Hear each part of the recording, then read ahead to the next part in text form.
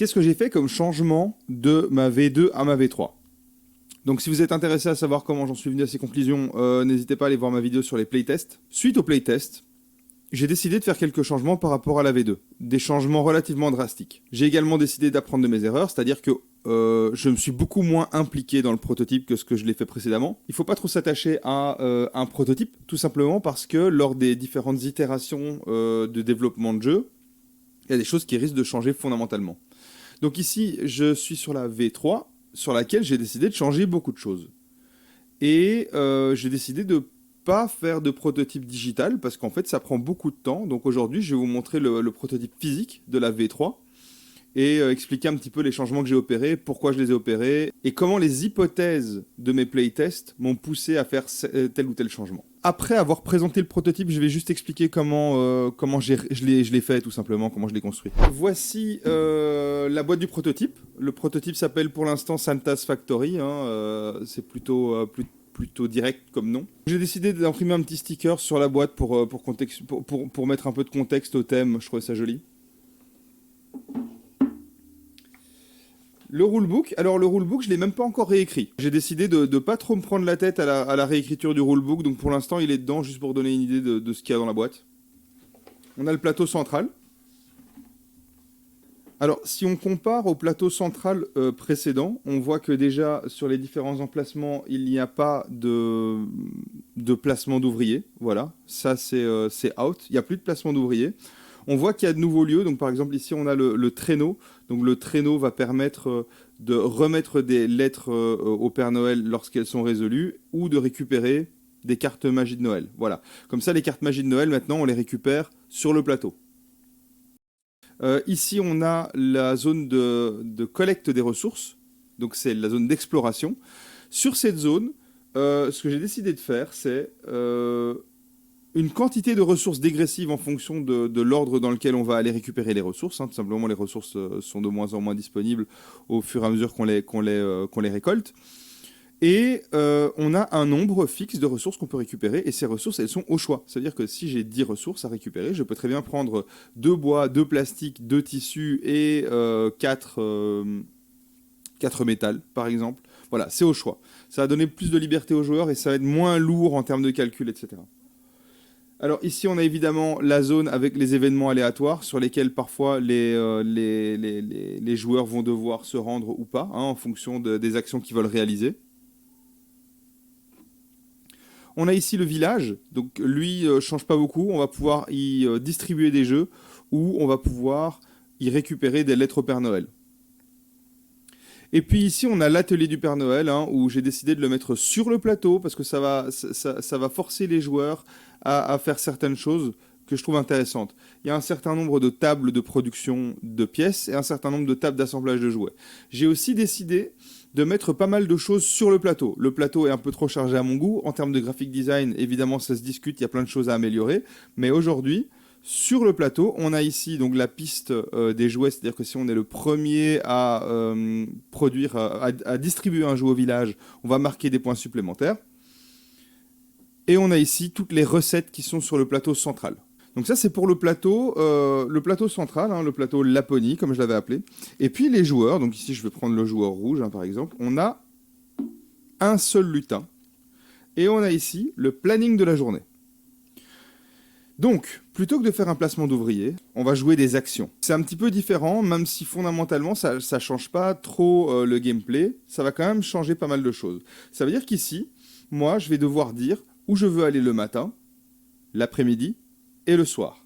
Par exemple, je vais aller au village le matin, je vais aller explorer l'après-midi pour récupérer des ressources, et je vais me rendre à l'atelier du Père Noël pour réaliser des pièces ou des jouets.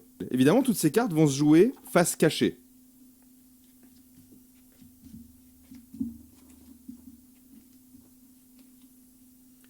Les cartes Magie de Noël sont évidemment toujours présentes. Les cartes Pôle Nord sont évidemment présentes. Et les cartes Lettres Père Noël sont évidemment présentes. Les cartes Lettres Père Noël ressemblent toujours à ceci. Voilà. Cher Père Noël, j'ai été sage, j'aimerais ta. Donc c'est une liste de jouets à produire. On a évidemment toujours les ressources. Donc ici, on voit métal, plastique, tissu, bois, les jouets, les pièces. Le prototype, il est très jouable, hein. Il ressemble beaucoup à un jeu qu'on pourrait acheter, hein. On a le jeton premier joueur, par exemple. Évidemment, les illustrations, etc., rien n'est fini. Le graphic design, il n'est pas concret.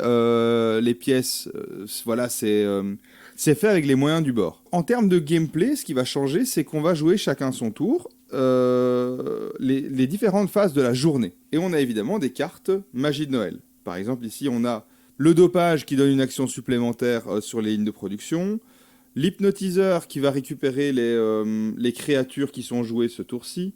On a évidemment par exemple des créatures ici, hein. La mimique. Donc la mimique c'est un jouet qui prend vie et qui attaque. Dans ce cas-ci, la mimique va tout simplement détruire un jouet à un autre joueur. Ou l'abominable bonhomme de neige, hein. Donc l'idée de l'abominable bonhomme de neige, c'est de récupérer le lutin et de le faire fuir vers un autre lieu, et c'est lui qui choisit où il va jouer. Et donc par exemple, le joueur rouge peut décider de jouer l'abominable bonhomme de neige l'après-midi, et il va se dire, ok, l'après-midi, peut-être que l'autre joueur va vouloir aller au village. Donc je joue l'abominable bonhomme de neige au village l'après-midi. Ensuite, on va dire, ok, c'est le matin. Hop, on révèle. Ok, le matin, moi je vais au village. Moi je vais explorer. Le joueur bleu va donc explorer en premier lieu. Maintenant, s'ils avaient tous les deux été sur l'exploration en même temps, c'est le joueur rouge qui aurait exploré en premier lieu parce qu'il est premier joueur. Donc ils vont récupérer leurs différents éléments, etc., hein. Donc le joueur bleu va récupérer des ressources, le joueur rouge va pouvoir récupérer des cartes lettres Père Noël, par exemple, dans ce cas-ci. Ensuite, on va passer à la deuxième phase, c'est-à-dire l'après-midi. Et ici, donc, on a l'abominable bonhomme de neige qui sera joué sur le village. L'après-midi, le joueur rouge va en exploration. Et le joueur bleu va se rendre sur les visites impromptues, évidemment dans le cas où une carte a été jouée. Par exemple, une carte comme la visite du marchand, qui permet d'échanger des pièces contre d'autres pièces. Donc voilà un petit peu comment le jeu va fonctionner. Je pense que, voilà, troisième action, hein, juste pour montrer, hop, atelier du Père Noël, ils vont tous les deux s'y rendre. Et ici, en fait, ce qui est intéressant, c'est que dans l'atelier du Père Noël, en fait, les joueurs vont avoir droit à 4 actions. Ces 4 actions vont pouvoir être avec un maximum de 3 actions en production et de 2 actions en table d'assemblage. Donc par exemple, un joueur va pouvoir dire « je fais 3 actions de production, une action d'assemblage de jouets », ça veut dire qu'il ne reste plus qu'une action de production possible pour le deuxième joueur. Et ça, en fait, c'est par phase de jour que c'est réinitialisé. C'est-à-dire que, en fait, il va occuper les lignes et les tables. Maintenant, si on fait ça le matin, mais qu'on revient l'après-midi, c'est réinitialisé. Donc il n'y a pas, comme dans le lieu d'exploration, il n'y a pas premier joueur, deuxième joueur, troisième joueur. Non. Ici, c'est juste qu'on va utiliser les différentes lignes de production et elles ne seront plus disponibles, mais à ce moment précis. Donc par exemple, le joueur rouge, hein, le joueur rouge possède ceci et il va pouvoir dire je fais 3 productions, un assemblage. Voilà comment on va symboliser le fait que les lignes soient utilisées. Ça va pousser les joueurs à être inventifs sur à quel moment de la journée ils vont réaliser telle ou telle action. Voilà. Peut-être que, en réfléchissant bien, l'autre joueur, il va vouloir distribuer des jouets au village. Pour ça, il doit les générer. Donc, il va devoir faire exploration, atelier du Père Noël, visite au village. Donc, moi, je vais faire en sorte d'aller à l'atelier à un autre moment. C'est un peu ça l'idée, avec évidemment les cartes qui vont jouer, etc., les créatures qui vont jouer à certains moments, etc. Alors pour ce qui est du matériel en lui-même, j'avais envisagé plusieurs choses, hein, par exemple ceci. Donc pour le planning, tout simplement, voilà, on vient glisser des cartes et on a un planning un petit peu plus joli, voilà. Ce sont des tests, hein. Ici on peut avoir un planning avec juste des tuiles. Voilà, c'est des petits tests que j'ai fait pour le matériel en lui-même. On n'est pas assez loin dans le jeu pour pour avoir à se soucier de ce genre de choses. Pour l'instant, le jeu ressemble à ça. Donc, il y a pas mal de modifications qui ont été faites. Premièrement, il n'y a plus de placement d'ouvriers, donc on se prend beaucoup moins la tête en termes de calcul. Ensuite, pour la récupération des ressources, j'ai simplifié le système. On a un lieu où on va prendre toutes les ressources. À nouveau, les calculs seront moins prises de tête. Pour ce qui est des recettes, j'ai simplifié les recettes. Donc maintenant, toutes les pièces ont besoin de deux matières premières. Il n'y a plus les upgrades dans l'usine qui font qu'en fait, à chaque tour, il fallait dire, OK, mais comme j'ai 7 upgrades et j'ai 7 upgrades, ça veut dire que j'ai le droit de faire ci, ça, ça. Non, non, non. C'est la même chose pour tout le monde, il n'y a plus les upgrades. Les événements aléatoires et les cartes magie de Noël sont un peu plus impactantes parce que je voulais que ce soit plus fun de les jouer. Et globalement, j'ai simplifié aussi le gameplay, donc pas qu'en termes de placement d'ouvriers, mais aussi en termes d'action. C'est-à-dire que maintenant, on a l'atelier du Père Noël qui se trouve sur un lieu du plateau. Par contre, ce que j'ai ajouté, c'est les traîneaux. Parce que je trouvais qu'il n'y avait pas assez d'actions à réaliser et que ça devenait trop facile de faire des lettres au Père Noël. Donc voilà un petit peu la manière dont ça fonctionne. Ici, en faisant mon premier test juste solo, hein, en partie solo, je me suis déjà rendu compte que ceci était trop puissant. Donc quand on réalise en premier lieu un des jouets, on prend 5 points supplémentaires par rapport à la valeur du jouet. C'est beaucoup trop puissant. En fait, jouer la strat de faire tous les jouets en premier lieu le plus vite possible donne un avantage phénoménal. Ensuite, ce que j'aimerais implémenter, c'est évidemment une fin de partie. Pour l'instant, il n'y en a pas, mais je me dis que la fin de partie pourrait être à 2 joueurs, il faut avoir fait 10 lettres au Père Noël au total, à 3 joueurs, 15, à 4 joueurs, 20, et une fois que ces lettres au Père Noël sont faites, on arrête. Ça veut dire qu'un joueur peut rusher les lettres au Père Noël pour essayer de finir la partie, mais que si d'autres joueurs trouvent d'autres manières de marquer des points, ils peuvent quand même gagner sans avoir fait autant de lettres au Père Noël que le joueur qui met fin à la partie, par exemple. Enfin bon. Voilà un petit peu la manière dont ça fonctionne. Sur mon prochain playtest, évidemment, mes hypothèses seront le jeu est jouable parce qu'ici, il y a beaucoup de choses qui ont changé. Ensuite, le jeu est beaucoup moins prise de tête en termes de calcul. Et le jeu demande beaucoup moins de manipulation, se joue beaucoup plus vite. Et puis le dernier, c'est les cartes ont un impact beaucoup plus gros sur le jeu. Voilà un petit peu les hypothèses que je vais vouloir tester. Donc le prochain playtest tournera autour de ça, je pense. J'ai profité du fait de montrer le prototype physique pour parler un petit peu de comment je le réalise. Hein. Les cartes, c'est du papier. Moi, j'ai pris du papier 200 grammes. Par contre, il faut les sliver parce que c'est pas du papier qui est fait pour être mélangé. Donc, c'est du papier 200 grammes.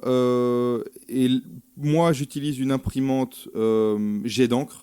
Voilà, une imprimante laser est évidemment plus efficace, mais pour de l'amateur, mon imprimante jet d'encre fait le taf. Par contre, oui, ça coûte de l'argent en encre.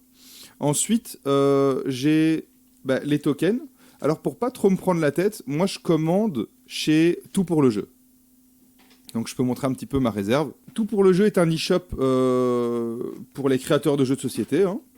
Ils vendent pas mal de matériel qui permet tout simplement de créer des jeux. Alors ici, on voit un petit peu mon stock, hein, de petits cubes, de petits meeples, etc. Ça coûte pas très cher, mais c'est quand même un investissement. Faut pas nier que c'est un investissement. Et ici, on a des tokens tout faits. Donc j'aurais pu acheter juste des cartons et les découper. J'ai trouvé plus simple de commander des tokens voilà, de 2 cm sur 2 cm et des ronds d'un rayon de 2 cm. Et alors, ce que je fais, c'est que j'ai acheté des feuilles stickers. Donc, que je mets dans mon imprimante. J'imprime mes tokens carrés sur une feuille stickers. Je les découpe avec... j'utilise tout simplement un couteau de précision et une latte. Voilà, je les découpe, ça va vite. Et je colle les stickers sur les tokens. Donc, ça donne un rendu qui est un petit peu agréable au toucher. Et surtout, c'est assez efficace comme manière de faire. Donc c'est relativement propre. Les jetons se font vite. Voilà. Pour tout ce qui est cubes et ressources, pareil, hein, c'est chez Tout pour le jeu, hein, ils le vendent. Donc pour les cartes, j'ai décidé donc de les sliver à nouveau chez Tout pour le jeu. Pour les sleeves de cartes, il y a plusieurs marques, plusieurs types. Moi, j'utilise les Game Genic. Alors, il faut faire très attention aux dimensions des cartes. Voilà. Donc moi j'ai fait mes cartes, elles sont 6,2 x 8,9 cm je pense. Donc il faut que les sleeves matchent. En termes de plateau, etc., on peut acheter ce type de plateau, tout simplement, hein, chez Tout pour le jeu. Voilà, ça c'est les sleeves que j'utilise, du Game Genic. Ils vendent également des petites boîtes pour le rangement, etc. Voilà, c'est assez cool, assez cool. Ils vendent pas mal de choses. Donc pour la création de jeux, tout pour le jeu, c'est le site vers lequel je vais. Évidemment, il y a moyen d'acheter certaines choses sur Amazon ou sur d'autres sites, hein. Moi, je vais aussi de temps en temps dans mon petit magasin de hobby pour aller chercher l'une ou l'autre chose, hein. Parce que, donc, à partir de 70 euros, la livraison est gratuite chez Tout pour le jeu. Comme je fais partie des gens qui disent 70, je paye quoi qu'il arrive. Et moi, il me semble que pour la Belgique, c'était 8 euros la livraison. Donc voilà, ça reste des frais. C'est un peu embêtant. Donc pour faire des itérations de jeu sur le prototype physique, ça risque de coûter cher. C'est pour ça que c'est pertinent, une fois qu'on a mis les bases du jeu physique, de le faire sur Tabletop Simulator. Maintenant, qu'est-ce que je voulais dire par j'ai mis moins d'efforts dans ce prototype, parce que déjà le prototype, je l'avais. Le prototype était fini sur la version précédente, mais on voit que voilà, sur mes cartes, plutôt que de réimprimer des cartes, les redécouper, etc., j'ai décidé tout simplement de barrer dessus et d'écrire avec un bic, hein. Voilà. Donc j'ai réutilisé pas mal de choses que j'avais déjà pour pas trop me casser la tête. Pour le plateau de jeu, mais ce que j'ai fait, c'est que j'ai imprimé des quarts de mon plateau. Donc tout ça, je le fais sur Photoshop, hein. Je ferai une vidéo sur comment je fais mes assets digitaux. Mais voilà, j'imprime des quarts de mon plateau, je les découpe, je les colle avec de la colle PVA et un pinceau. Voilà. Je badigeonne la feuille, enfin le dos de la feuille avec colle PVA, pinceau. Ensuite, je la plaque sur le plateau. Ça tient vraiment pas mal. Et ça me permet d'avoir un plateau qui est assez fini. Voilà, c'est pas magnifique. Il y a des sites comme, il me semble que ça s'appelle Launchboard Game. Je mettrai une petite image. Il y a des sites qui permettent de faire de l'impression de prototype. Mais ça, pour moi, il faut le faire que quand le prototype est terminé. C'est pas nécessaire. Mais si on veut faire ça, il faut le faire quand le prototype il est fini et qu'on veut l'envoyer peut-être chez un éditeur ou qu'on veut l'envoyer chez des playtesters ou ce genre de choses.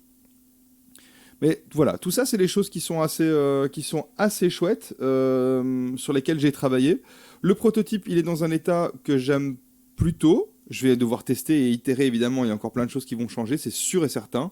Mais voilà à quoi ressemble le prototype aujourd'hui. N'hésitez pas, si vous avez des suggestions, si vous avez des commentaires, si vous avez des encouragements ou des idées ou juste des commentaires, n'hésitez pas. Abonnez-vous si vous voulez suivre le projet, likez la vidéo si vous avez aimé, et sur ce, merci d'avoir visionné. Bisous!